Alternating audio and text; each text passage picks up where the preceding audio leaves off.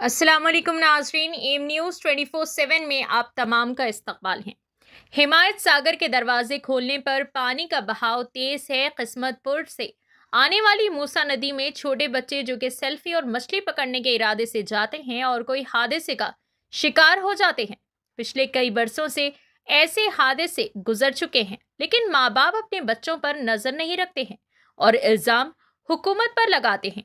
हुकूमत को चाहिए कि ऐसे बच्चों को पकड़े और इनके माँ बाप पर कार्रवाई करे।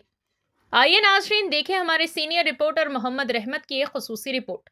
लेटेस्ट न्यूज़ एंड अपडेट्स के लिए एम न्यूज़ 24/7 को यूट्यूब पर सब्सक्राइब करें, इंस्टाग्राम और फेसबुक पर फॉलो करें।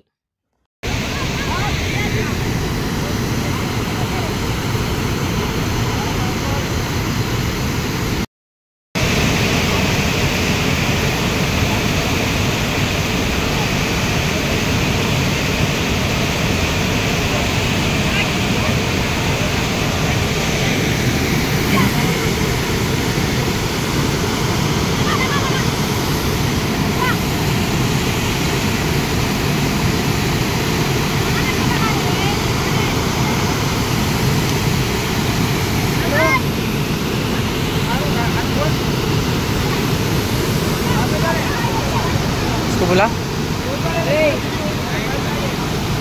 हे